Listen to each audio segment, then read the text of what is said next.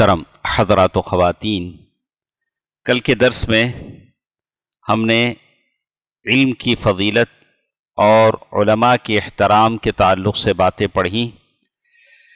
خاص کر حدیث میں اللہ کے نبی صلی اللہ علیہ وسلم نے مثال دے کر سمجھایا کہ زمین کیسے کیسے ہوتی ہے، اور ویسے ہی اللہ تعالیٰ کی طرف سے بطور نعمت علم حاصل کرنے والے بھی ہوتے ہیں۔ کچھ لوگ ایسے ہوتے ہیں جو اس علم کو لیتے ہیں اور اس علم کو دوسروں تک پہنچاتے ہیں اور خود بھی فائدہ اٹھاتے ہیں، اور کچھ ایسے ہوتے ہیں جو صرف اس علم کو حاصل کرتے ہیں لیکن عمل نہیں کرتے، لیکن اس علم سے دوسرے فائدہ اٹھاتے ہیں جب وہ دوسروں کو پہنچاتے ہیں۔ لیکن کچھ ایسے بھی ہوتے ہیں جو نہ علم کو لیتے ہیں لیکن وہ علم ان کے پاس نہیں رہتا ہے، جیسے چٹیل زمین پانی کو بہا دیتی ہے، نہ کوئی اسے دوسرا فائدہ اٹھا سکتا ہے، نہ وہ خود اس علم سے فائدہ اٹھاتے ہیں۔ تو اس حدیث میں یہی بات بتائی گئی ہے، فَإِذَا حَصَلَ لَكَ أَن تَعَلَّمْتَ بِيَقِينِ الْعُلُومِ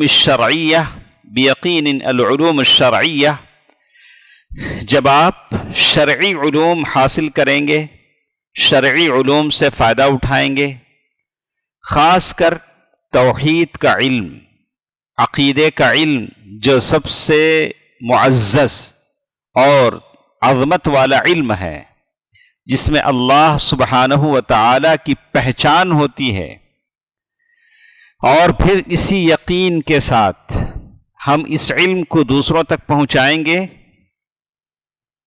تو یہ سب سے بڑا مرتبہ ہے کہ آپ نے اس علم کو یقین کے ساتھ، محنت کے ساتھ حاصل کیا، پھر اس کی امانت دوسروں تک پہنچا دی، اور اللہ تبارک و تعالی اس کے علم میں اور عمل میں برکت دیتے ہیں جو علم حاصل کرتا ہے، جبکہ اس کی نیت خالص ہے اور وہ ارادے میں مخلص ہے، اور جو کر سکتا ہے اچھائی وہ کرتے ہیں، اور پھر وہ فقہ کا علم حاصل کرتے ہیں۔ جیسے ہم نے کہا کہ فقہ سے مراد فقہ الحدیث ہے، فقہ القرآن ہے، فقہ العبادات ہے، فقہ العقیدہ ہے، جو بھی ہیں، اور پھر وہ یہ بھی جان لیتے ہیں کہ حلال کیا ہے، حرام کیا ہے۔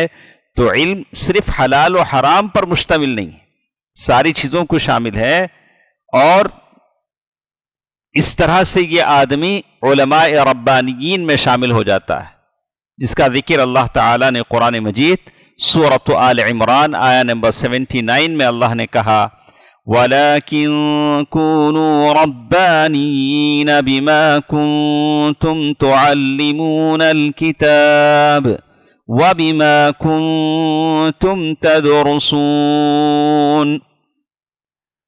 یہ عالم ربانی ہیں۔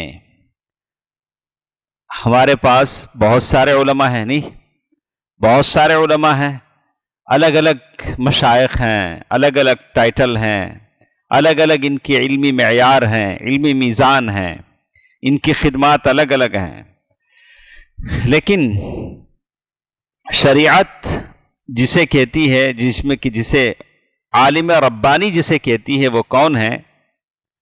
جمعوا بین الدراسہ والعلم والتعلیم، یہ وہ لوگ ہیں جو علم کو سیکھتے اور سکھاتے ہیں، علم و یقین کے ساتھ، اور لوگوں کو سکھاتے بھی ہیں، خود عمل بھی کرتے ہیں۔ تو ان کا جو نفع ہے علم کا، بہت سارے لوگوں کو پہنچتا ہے۔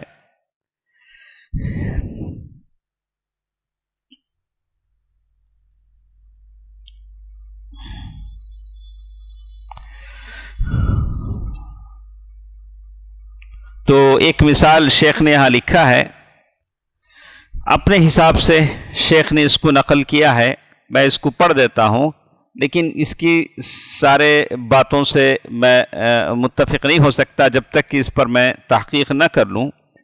واقعہ شیخ نے اپنی کتاب میں اس طرح لکھا ہے، فقبل 40 سنہ، یہ کتاب جب وہ لکھ رہے تھے 40 سال پہلے کی بات انہوں نے نقل کی، کثرت الکلاب الضالہ فی البلاد، جو گلی کے جو کتے ہوتے ہیں جسے کہتے ہیں اسٹرے ڈاگس، کیا بولتے ہیں اسے؟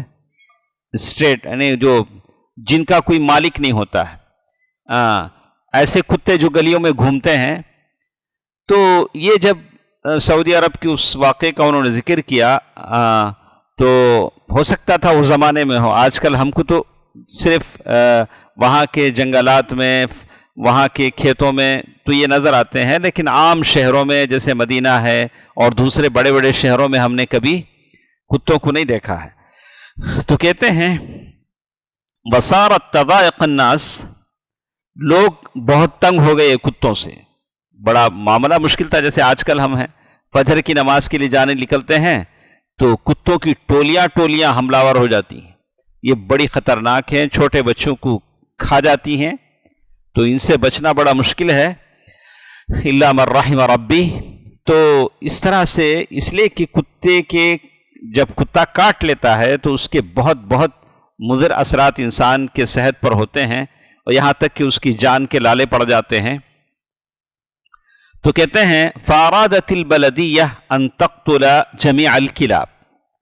جب شیخ لکھ رہے ہیں کہ اس بستی میں جب کتے بہت ہو گئے تو بلدیہ میونسپالٹی جو ہوتی ہے، جہاں سے ہمارے ہاں کارپوریشن ہے، تو انہوں نے ارادہ کیا کہ سارے کتوں کو ختم کر دیں.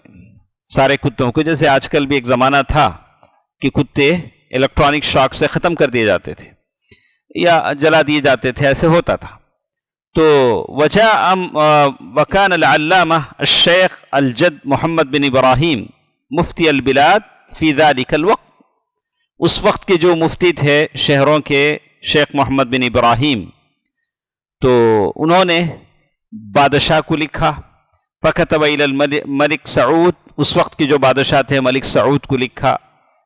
کیا لکھا؟ کارپوریشن نے، بلدیہ نے ارادہ کیا کہ کتوں کو کیا کریں، ختم کر دیں. اس وقت کے جو عالم تھے انہوں نے لکھا بِأَنَّ الْكِلَابُ أُمَّةٌ مِّنَ الْأُمَمِ، کتے بھی کیا ہیں، اللہ کی ایک مخلوق ہیں. جیسے آج کل یہی بات، یہ جو اینیمل جو اس کی رکھوالی کرتے ہیں، وہ لوگوں نے کہا کہ کتوں کو ہم کیا نہیں کر سکتے ہیں، مار نہیں سکتے ہیں. بھلے کتے ہم کو مار دیں کوئی بات نہیں ہے، لیکن کتوں کو ہم نہیں کیا کر سکتے ہیں، مار نہیں سکتے ہیں. لیکن کتوں کو، نہ کتے ہم کو مارے نہ ہم کتوں کو ماریں. لیکن گورنمنٹ اس کے لیے کیا کرنا چاہیے، کوئی احتیاطی تدابیر اختیار کرنی چاہیے، کوئی پالیسی بنانی چاہیے جس کی وجہ سے دونوں کی جان بچ جائے، نہ ہم اس کو ماریں نہ وہ ہم کو ماریں، دونوں کا بھی احتیاط. ابھی ایسے واقعات حالیہ دنوں میں حیدرآباد میں ہم نے دیکھا کہ بڑی بے دردی کے ساتھ چھوٹی سی بچی کو کتوں نے پھاڑ دیا. تو ایسا ہر جگہ ہوتا ہے. ٹھیک ہے. تو ملک سعود کو جب یہ بات لکھی گئی، شیخ نے لکھا بِأَنَّ الْكِلَابُ أُمَّةٌ مِّنَ الْأُمَمِ، کتے اللہ تعالیٰ کی ایک مخلوق ہیں. اور حدیث میں آتا ہے، جابر بن عبداللہ رضی اللہ تعالی عنہ کہتے ہیں امرنا النبی صلی اللہ علیہ وسلم بقتل الکلاب. امرنا النبی صلی اللہ علیہ وسلم بقتل الکلاب. اللہ کے نبی صلی اللہ علیہ وسلم نے اپنے زمانے میں ہم کو کتے مارنے کا حکم دیا. اب کتے وہاں ملتے نہیں تھے، اللہ کے نبی کا حکم تھا کہ کتوں کو مار دیں.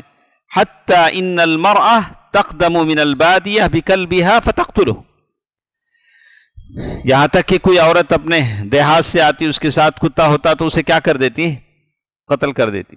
ثم نہى النبی صلی اللہ علیہ وسلم عن قتلها، پھر اللہ کے نبی صلی اللہ علیہ وسلم نے اس کے قتل سے کیا کیا، منع کیا، بلا کہ اس کو مت قتل.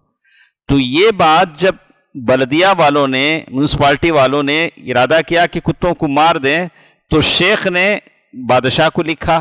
تو اس طرح سے ایسا ہوا کہ کتوں کو مارنے پر کیا ہو گیا، رکاوٹ لگا دی گئی. تو شیخ اس دلیل میں ذکر کرتے ہیں کہ یہ کہ عالم کے علم کا فائدہ انسانوں کو ہی نہیں جانوروں کو بھی ہوتا ہے. جانور کی جان بھی اس سے کیا ہو جاتی ہے، بچ جاتی ہے. فالعالم وطالب العلم يتعدى خيره وفضله الى البهائم. عالم اور طالب علم، اس کا جو خیر ہوتا ہے، اس کا جو نفع ہوتا ہے، جانور بھی اس سے فائدہ اٹھاتے ہیں. کیسے؟ حتی البہیمۃ التی تذبح یعلم کیف تذبح، ایک عالم بتاتا ہے کہ جانور کو کیسے ذبح کیا جائے۔ اللہ کے نبی صلی اللہ علیہ وسلم نے بتایا، کیا کہا؟ وَإِذَا قَتَلْتُمْ فَأَحْسِنُوا الْقِتْلَةَ، جب تم قتل کرو تو اچھی طرح قتل کرو، تڑپا تڑپا کر کسی کو کیا نہیں کرو، مارو نہیں، جیسے ہم لوگوں نے دیکھا۔ اچھا، حتی البہیمۃ التی وَإِذَا ذَبَحْتُمْ فَأَحْسِنُوا الذَّبْحَ، تم ذبح کرو تو اچھی طرح ذبح کرو۔ یہ کیا ہوتا ہے اچھی طرح ذبح کرنا؟ کیا ہوتا ہے؟ جانور ذبح ہی تو کریں گے تو نہیں چھری آدمی تیز کر لے، ایسا نہیں ہو کہ گلے میں چھری چل نہیں رہی ہو، اسے بڑی تکلیف جانور کو ہو رہی، ایسا نہیں ہونا چاہیے۔ وَلْيُحِدَّ أَحَدُكُمْ شَفَرَتَهُ، تم میں کا کوئی کیا کرے، چھری کو اچھی طرح تیز کر لے۔ وَلْيُرِحْ ذَبِيحَتَهُ، اپنے ذبیحہ کو آرام دے۔ دیکھا، ذبح کر رہے ہیں جانور کو، لیکن اس میں بھی کہ جانور کو تکلیف نہ ہو۔ حَتَّى فِي الشَّجَرِ وَمَا يُحْسِنُ قَطْعُهُ مِنْهُ وَمَا لَا يُحْسِنُ، ایک عالم جانور ہی کو نہیں، درخت کو بھی بتاتا ہے کہ اس میں سے کیا درخت کاٹنا ہے، کیا درخت نہیں کاٹنا ہے۔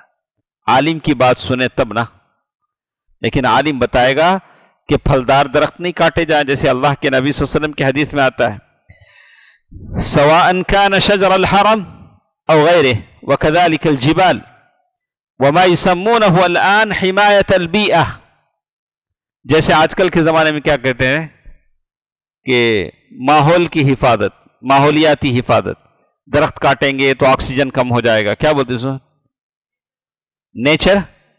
Nature protect. تو اس طرح سے بہت سارے ہیں۔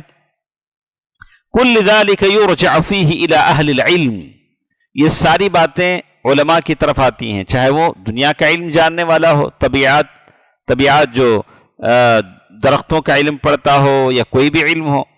فصاحب العلم وطالب العلم فضلہ علی الجمیع، علم حاصل کرنے والا، علم پڑھنے والا، اس کا فضل سارے لوگوں پر ہے، چاہے وہ جانور ہوں، چاہے وہ درخت ہوں، چاہے انسان ہو۔ فطالب العلم بتعلمہ علوم الشرع، طالب علم کیا کیا سیکھے گا؟ توحید، ہم نے توحید پڑھ بھی رہے ہیں۔ والعقیدہ، یہ بھی اسی سے متعلق ہے۔ والفقہ، فقہ سے مراد فقہ الحدیث، فقہ القرآن، فقہ الصیام، فقہ الزکوٰۃ، یہ ساری چیزیں۔ وعلوم الحدیث یعلم ان الشرع، اسی طرح علم عالم بتائے گا کہ پرندوں سے، جانوروں سے لہو لعب کے لیے استعمال کرنا یہ غلط ہے، یعنی ان الصید یکون للحاجہ، شکار کے لیے، ضرورت کے لیے کیا کیا جا سکتا ہے۔ کل میں نے ایک چڑیا کا کسی نے بھیجا کہ چڑیا کے گھونسلے میں معصوم بچے ہیں، کیا ہے؟ چھوٹے چھوٹے بچے ہیں۔ ماں چونچ میں لاتی ہے چارہ، لا کر بچوں کی چونچ میں کیا کرتی ہے، بچے چونچ کھولتے ہیں بچوں کی۔ تو صبح میں نے گاڑی میں دیکھا کہ وہ گاڑی میں چھوٹے چھوٹے پرندے، بٹیر، وہ سب لے جا رہے تھے۔ بولا اس میں کتنی ایسی مائیں ہوں گی جن کے بچے انتظار کرتے کرتے کیا ہو گئے، تو مر گئے۔ تو بہرحال اللہ تعالیٰ ان کو رزق دیتا ہوگا۔ تو بلا ضرورت اگر اس کو شکار کرتے ہیں، ضرورت ہے، لیکن اللہ تعالیٰ نے اس کی اجازت دی ہے، جو چیزیں حلال ہیں وہ کھا سکتے ہیں، لیکن یہ ساری چیزیں ہیں جو کبھی آدمی سوچتا ہے کہ ایسا کیسے ہوتا ہوگا، لیکن ہر ایک کے رزق کا مالک کون ہے؟ وَفِي السَّمَاءِ رِزْقُكُمْ وَمَا تُوعَدُونَ، جتنا ہم سوچتے ہیں ہم سے زیادہ کون سوچتا ہے؟ اللہ احکم الحاکمین سوچتا ہے، جس کی حکمت ساری چیزوں کو شامل ہے۔ دیکھیے، کالذی یحتاجہ للأکل او سیأکلہ او یبیعہ لمن یأکلہ، تو کہتے ہیں کہ جتنی ضرورت ہے اتنی جانوروں کا شکار کیا جائے، انہی جانوروں کو شکار کیا جائے۔ یہ دیکھیے، پھر اس کے بعد فالعالم یستغفر لہ، پھر اس کے بعد عالم کے تعلق سے کہا کہ لوگ علماء کے لیے دعا کریں نہ کریں، لیکن پانی کی مچھلیاں ان کے لیے کیا کرتی ہیں؟ دعا کرتی ہیں۔ ماشاءاللہ، اسی لیے علماء ہرے بھرے دکھتے ہیں لیکن کچھ لوگوں کو برداشت نہیں ہوتا. کیا میں ایسا پہنا تو انہوں بھی ایسا پہنتے نا, میں ایسا گاڑی انہوں بھی ایسا گاڑی لیتے نا, کیا کرنا, چل کو جانا گی تم ایج گاڑی پہ آنا, انہوں کیا کرنا عالم صاحب, چل کو آنا.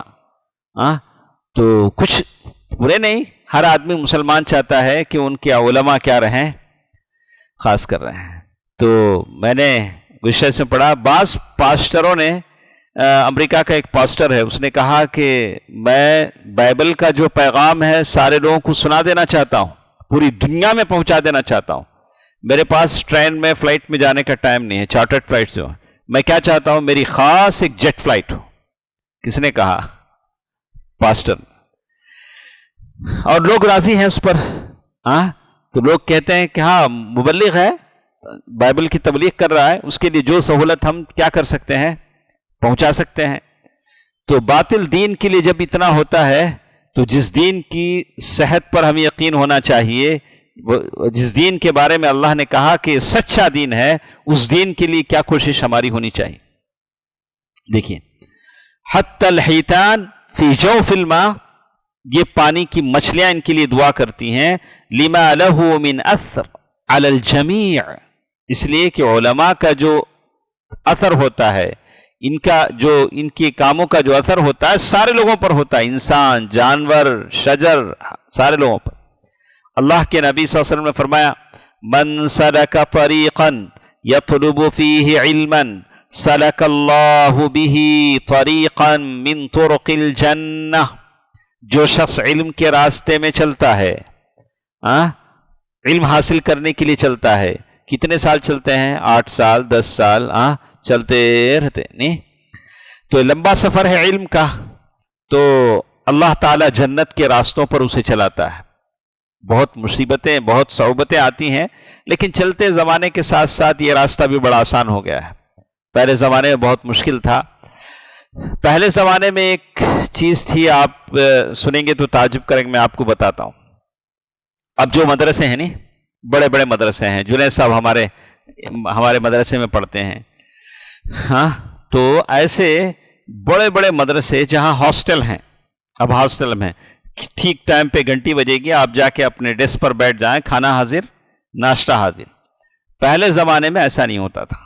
پہلے زمانے میں کیا نہیں ہوتا تھا, ایسا نہیں ہوتا تھا, جاگیری نظام ہوتا تھا. کیا؟ جاگیری نظام. جاگیری نظام کا مطلب ہوتا تھا کہ ایک مدرسہ چلتا ہے گاؤں میں اگر 20 بچے ہیں تو 20 گھر والے 20 بچوں کو بانٹ لیتے تھے. کھانے کا ٹائم ہوا, بچہ کہاں جانا, ان کے گھر کو جانا, وہاں جا کے کھانا کھا لینا, پھر وہاں سے آنا. ایسا بھی ایک نظام چلا, ایسا بھی ایک نظام چلا. اور اس کے بعد ایک نظام آتا تھا مٹھی چاول. مٹھی چاول تو مدرسے والے وہ ڈبہ رکھ دیتے تھے. خواتین کیا کرتی تھیں, کھانا بنانے سے پہلے ایک مٹھی چاول وہ ڈبے میں ڈالتی تھی, ڈبہ چاول. تو وہ مدرسے والے ہفتے میں ایک بار آ کے سارے ڈبے کلیکٹ کرتے تھے. تھیلا ہوتا تھا, وہ چاول تھیلے میں ڈال کے خالی ڈبہ پھر کیا کرتے تھے. یہ زمانہ قریب تک میں نے حیدرآباد میں دیکھا, اسے کیا بولتے ہیں, ڈبہ چاول. یہ ایک نظام. تو بہرحال یہ ایک مدرسوں کی کہانیاں ہیں, بہت بہت یہ ہیں. اور لوگ سمجھتے ہیں کہ کیا پڑھنا آسان ہے, پڑھ کے دیکھے تب نہ معلوم ہوگا کہ کتنی صعوبتوں سے, کتنی محنتوں سے لوگ پڑھ کے آتے ہیں. ٹھیک ہے, اس حدیث میں ہی بتایا گیا, وَإِنَّ الْمَلَائِكَةَ لَتَضَعُ أَجْنِحَتَهَا رِضًا لِطَالِبِ الْعِلْمِ, فرشتے اپنے پر بچھاتے ہیں علم حاصل کرنے والے کے لیے. آپ علم حاصل کرنے کے لیے ہیں, اور اس حدیث پر ہمارا یقین ہے کہ فرشتے ہمارے لیے کیا کرتے ہیں, اپنے پر بچھاتے ہیں.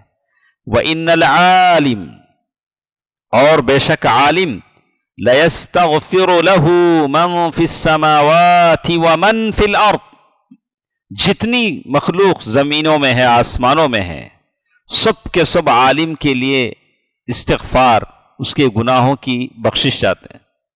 اتنا تو یقین ہے. اللہ اکبر. اگر عالم صحیح معنی میں عالم بن جائے تو کتنا پرکشش ان کے لیے مراعات ہیں، کتنی پرکشش باتیں ان کے لیے ہیں. کہا کہ زمین کی ہر چیز کا مطلب یہ ڈیسک، یہ کرسی، یہ در و دیوار، یہ لائٹ، یہ کرسیاں سب کے سب کیا کرتی ہیں؟ یا اللہ ان کو معاف کر دے، ان کو بخش دے. وَكُلُّ شَيْءٍ حَتَّى الْحِيتَانُ فِي جَوْفِ الْمَاءِ، پانی کی مچھلیاں بھی ان کے لیے دعا کرتی ہیں. وَإِنَّ فَضْلَ الْعَالِمِ عَلَى الْعَابِدِ كَفَضْلِ الْقَمَرِ لَيْلَةَ الْبَدْرِ عَلَى سَائِرِ الْكَوَاكِبِ. ایک عالم کی فضیلت عابد پر، دو لوگ ہوتے ہیں، ایک عالم ایک عابد. عابد بولے تو اب حفیظیہ میں نماز ختم ہو گئی، نماز ختم ہونے کے بعد انہوں بیٹھ کو تسبیح گن لے کو، نمازاں پڑھے. کہاں پڑھنا؟ نماز ختم ہو گئی، فرض نماز کی تک مسجد. تمہیں گھر چل جانا، اگر تمہیں گھر جاتے ہیں تو کہاں جانا؟ سیدھا گھر جا کو تمہیں 1.5 گھنٹہ بیٹھو، کیا بھی آبجیکشن نہیں. تمہیں وہاں مسجد میں بیٹھ کو، مسجد کا فین جلتا، لائٹاں جلتے ہیں، سب جلتا. تمہیں گھر نہیں جاتے ہیں کہیں باہر، ٹھیک ہے وہاں بیٹھ کے آپ سنت پڑھ لے سکتے ہیں. عابد ہیں، زیادہ عبادت کرتے ہیں، کوئی بات نہیں. فرض نماز ہو گئی ختم. ہاں کہا کہ ایک عابد جو ہوتا ہے عبادت میں لگ جاتا ہے تو اس کی عبادت کا فائدہ اس کے حد تک ہے. لیکن ایک عالم علم پڑھ لیتا ہے تو وہ دوسروں کو کیا کرتا ہے؟ فائدہ پہنچاتا ہے. عابد کے کبھی بھٹک جانے کا بھی اندیشہ ہے، لیکن عالم کبھی نہیں بھٹکے گا، اس لیے کہ اس کے پاس علم ہے، وہ جانتا ہے حلال کیا ہے، حرام کیا ہے، جنت جہنم ساری چیزیں جانتا ہے.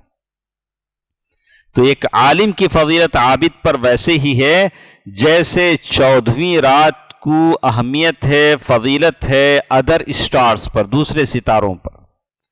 وَإِنَّ الْعُلَمَاءَ وَرَثَةُ الْأَنْبِيَاءِ، علماء انبیاء کے وارث ہیں. اسی لیے نواقض الاسلام العشرہ اس کی شرح میں لکھتے ہیں، کسی عالم کو آپ دکھ دیتے ہیں تو براہ راست نبی کو دکھ دیتے ہیں. کسے تکلیف دیتے ہیں؟ اللہ کے نبی صلی اللہ علیہ وسلم نے کہا لا تسبوا اصحابی، میرے صحابہ کو گالی مت دو. لیکن ایک عالم کس کا وارث ہوتا ہے؟ نبی کا وارث ہوتا ہے. تو آپ نبی کو، انسان کو، عالم کو تکلیف پہنچاتے ہیں تو براہ راست کس کو تکلیف پہنچاتے ہیں؟ اللہ کے نبی صلی اللہ علیہ وسلم کو تکلیف پہنچاتے ہیں. وَإِنَّ الْأَنْبِيَاءَ لَمْ يُوَرِّثُوا دِرْهَمًا وَلَا دِينَارًا، اس لیے کہ انبیاء جو دنیا سے جاتے ہیں درہم اور دینار چھوڑ کر نہیں جاتے. درہم گولڈ کوائن، دینار گولڈ کوائن نا، درہم سلور. ہاں اچھا، درہم گولڈ. تو کیا ہے؟ دونوں کیا ہوتے ہیں؟ نہیں، تھوڑی بات آپ بولنا، تھوڑی بات میں کیا کرنا. مجھے لگا کہ آپ لوگ میرے ساتھ ہیں، نہیں دیکھ کر بولیے. اچھا دینار، اچھا. وَإِنَّمَا وَرُّثُوا الْعِلْمِ، لیکن علماء کیا چھوڑ کر جاتے ہیں؟ انبیاء کیا چھوڑ کر جاتے ہیں؟ علم چھوڑ کر جاتے ہیں. فَمَنْ أَخَذَهُ أَخَذَ بِحَظٍ وَافِرٍ، کیا ہے؟ دینار گولڈ ہے، درہم سلور کوائن ہے. تو یہ تو علماء چھوڑ کر نہیں جاتے ہیں، انبیاء چھوڑ کر نہیں جاتے ہیں، علم چھوڑ کر جاتے ہیں. تو وہ علم علماء کے پاس ہوتا ہے. تو وَأَمَّا الْكَافِرُ أَوِ الْمُنَافِقُ أُولَئِكَ يَلْعَنُهُمُ اللَّهُ. تو یہاں اس حدیث میں کہا گیا کہ وَيَلْعَنُهُمُ اللَّاعِنُونَ حَتَّى الْجُعْلُ فِي جُحْرِهِ يَلْعَنُهُ. دیکھیں اللہ اکبر. مومن ایک عالم کے لیے ہر چیز استغفار کرتی ہے، پانی کی مچھلیاں بھی استغفار کرتی ہیں. لیکن ایک منافق کے لیے کیا ہوتا ہے؟ اولئک یلعنہم اللہ ویلعنہم اللاعنون. ایک منافق کے لیے کیا ہوتا ہے؟ ایک منافق کے لیے بل میں جو کیڑے ہوتے ہیں نا، جعل، چھوٹا سا کیڑا، وہ بھی لعنت کرتا ہے. کما جاء فی تفسیر الآیہ، یقول، وہ کیڑا کیا بولتا ہے؟ بسببک منعت القطر من السماء، تیرے وجہ سے اللہ نے آسمان سے بارش روک لی، تیری نحوس، تیری منحوس، تیری نحوسیت، تیری برائیاں ہیں، اس کی وجہ سے اللہ نے کیا کر لیا؟ آسمان سے بارش روک لی۔ تو اسی میں ایک اور چیز بھی ہمارے ساتھ ہے، وَلَهُمَا عَنْ عَائِشَةَ رَضِيَ اللَّهُ عَنْهَا مَرْفُوعًا إِذَا رَأَيْتُمُ الَّذِينَ يَتَّبِعُونَ مَا تَشَابَهَ مِنْهُ فَأُولَئِكَ الَّذِينَ سَمَّى اللَّهُ فَاحْذَرُوهُمْ۔ اگر کسی کو دیکھو کہ ہمیشہ ڈاؤٹ فل چیزوں کے پیچھے پڑا رہتا ہے، کچھ لوگ ہوتے ہیں دین الحلال بین والحرام بین، ساری چیزیں۔ اب ایک صاحب 3 دن سے سوال کر رہے ہیں مجھے، کس کے بارے میں؟ کریڈٹ کارڈ کے بارے میں۔ کتنے کریڈٹ کارڈ ان کے پاس ہے میں نہیں جانتا۔ بھائی سیدھا سادہ جو ہے، کیا کرو آپ؟ اچھا، سوال جواب۔ اب ہمارا دماغ اتنا بڑا ہے نہیں، چھوٹا سا دماغ۔ میں کہاں آپ کو اس کی پوری اب پورا بینک کیا ڈالتا ہے، سروس ٹیکس کیا ڈالتا ہے، جی ایس ٹی کے نام سے کیا ڈالتا ہے، میں آپ کو کیا بولوں؟ اب آن ٹائم پے نہیں کرتے ہیں تو لیٹ فی کے حساب سے کریڈٹ کارڈ پر کیا لگتا ہے، یہ سارے، میں تو کوئی ماہر اقتصادیات تو ہے نہیں۔ ماہر اقتصادیات بولو، اسے کیا بولیں گے؟ اکنامکسٹ، جو جانتا نہیں اسے بولتے، کیا بولتے ہیں؟ ماہر اقتصادیات بولا۔ کہا اس حدیث میں بتایا گیا کہ جو لوگ ڈاؤٹ فل چیزیں بولتے ہیں اس کے پاس کیا نہیں کرو آپ؟ جاؤ نہیں۔ دیکھیے اللہ کے نبی صلی اللہ علیہ وسلم نے کہا کہ اللہ کے نبی صلی اللہ علیہ وسلم کے جو حواری ہیں وہ اللہ کے نبی صلی اللہ علیہ وسلم کی سنت کو فالو کرتے ہیں۔ جیسے اللہ کے نبی صلی اللہ علیہ وسلم کے حوارین میں سے ابو بکر ہیں، عمر ہیں، علی ہیں، عثمان ہیں، ابو ہریرہ ہیں، حضرت عمرو بن عاص، اس کے علاوہ کئی صحابہ ہیں جو اللہ کے نبی صلی اللہ علیہ وسلم کے ساتھ چمٹے ہوئے رہتے تھے۔ اور ام المؤمنین عائشہ رضی اللہ عنہا گھر کی جو باتیں ہوتی تھی بولتی۔ وعن عبداللہ ابن مسعود رضی اللہ عنہ قال قال رسول اللہ صلی اللہ علیہ وسلم ما من نبی بعثہ اللہ فی امته قبلی الا كان له من امته حواریون۔ اللہ کے نبی صلی اللہ علیہ وسلم فرمایا کہ میرے سے پہلے جو رسول آئے ان رسول کے کچھ خاص ماننے والوں میں سے تھے۔ اب میرے حواری کسے بولنا؟ میں میرے ساتھ جو لوگ آتے ہیں، بیٹھتے ہیں، سنتے، یہ کیا ہیں؟ ہمارے ویسے حواری بولے تو قریب رہنے والے لوگ، زیادہ دوسروں سے کیا ہے؟ قریب رہنے والے لوگ۔ اب آپ کو احساس ہوگا شیخ صاحب کتنے بجے آتے ہیں، کیا کیسے ان کے چیزیں ہیں، کیا کیا وہ بولتے ہیں، ساری چیزوں کو آپ بول سکیں گے نہیں؟ وَأَصْحَابٌ يَأْخُذُونَ بِسُنَّتِهِ وَيَقْتَدُونَ بِأَمْرِهِ۔ یہ جو آس پاس اللہ کے رسولوں کے رہتے تھے وہ اللہ کے انبیاء کی سنتوں کو لیتے تھے اور ان کو فالو کرتے تھے۔ ثُمَّ إِنَّهَا تَخْلُفُ مِن بَعْدِهِمْ خُلُوفٌ يَقُولُونَ مَا لَا يَفْعَلُونَ۔ اس کے بعد کچھ لوگ ایسے آئے، وہ لوگ وہ کہتے تھے جو کرتے نہیں تھے۔ اس کے بعد دوسرے تیسرے ایسے لوگ آئے جنہوں نے انبیاء کو نہیں دیکھا، ان کے سنتوں کو نہیں لیا، لیکن اپنی مرضی سے کہنے لگے۔ وَيَفْعَلُونَ مَا لَا يُؤْمَرُونَ فَمَنْ جَاهَدَهُمْ بِيَدِهِ فَهُوَ مُؤْمِنٌ۔ جو ان سے نمٹ لے گا وہ مومن ہے۔ وَمَنْ جَاهَدَهُمْ بِلِسَانِهِ فَهُوَ مُؤْمِنٌ۔ جو اپنی زبان سے ان کو یہ کرے گا وہ بھی مومن ہے۔ وَمَنْ جَاهَدَهُمْ بِقَلْبِهِ فَهُوَ مُؤْمِنٌ۔ جو اپنے دل سے ان کے تعلق سے برا جانے گا وہ بھی مومن ہے۔ لَيْسَ وَرَاءَ ذَلِكَ مِنَ الْإِيمَانِ حَبَّةُ خَرْدَلٍ۔ اس کے علاوہ ایک رتی برابر ایمان کا بھی حساب نہیں۔ کیسے؟ آپ لوگ منافق کو چھوڑ دیں، ہم نہ کیا سر درد کرنے دو نا، جو بھی کرتا ہے ہم کو کیا فرق پڑتا؟ نہیں۔ ایک پائیدار درخت اگر اس کے اندر جان ہونا ہے تو درخت کے آس پاس جو چھوٹے چھوٹے اسے کیا کرنا پڑے گا؟ نکالنا پڑے گا، نہ ورنہ وہ طاقت لے لیں گے۔ تو اگر اس طرح کوئی منافق ہے، اس کے دل میں نفاق ہے، اگر وہ ایسی ویسی باتیں کرتا ہے، اسلام کو بدنام کرنے کی باتیں کرتا ہے، تو اسے کیا کرنا پڑے گا؟ اسے سمجھانا پڑے گا بولے کہ بھئی تم غلط کر رہے ہو، بولا نہیں ہم کو کوئی فرق نہیں، اس کے بعد نہیں، تو ایمان، میرے ایمان کا تقاضا ہے کہ میں کہوں کہ تم غلط ہو۔ حدیث و عائشہ، کتنا ٹائم ہے؟ 5 منٹ، ٹھیک ہے، اسی پر بس کرتے ہیں۔ اس کی شرح ہمارے ساتھ ہے انشاءاللہ، کل کے درس میں ہم لیتے ہیں، بہت بہت اہم شرح ہے۔ سب سے پہلے ام المؤمنین عائشہ رضی اللہ تعالی عنہا کی شرح ہمارے ساتھ ہے، یہ پورا باب انشاءاللہ کل کے درس میں ہم لیتے ہیں۔ اس میں بہت سارے مسائل بھی ہیں، خوارج کا بھی ذکر ہے، اور بہت ساری باتیں انشاءاللہ جو کچھ ہم سنتے ہیں اللہ تعالی مجھے اور آپ کو عمل کرنے کی توفیق دے، اور جتنے بھی ہمارے ساتھ لوگ آتے ہیں بیٹھتے ہیں، اللہ تعالی سب کی زندگیوں میں خوشیاں عطا فرمائے، دنیا اور آخرت کی نعمتوں سے انہیں مالا مال فرمائے۔ اللہ تعالی جو پریشانیاں ہمیں آتے ہیں اس پر ہمیں ثبات قدمی عطا فرمائے، صبر کرنے کی توفیق عطا فرمائے، آمین۔ والسلام علیکم ورحمۃ اللہ وبرکاتہ۔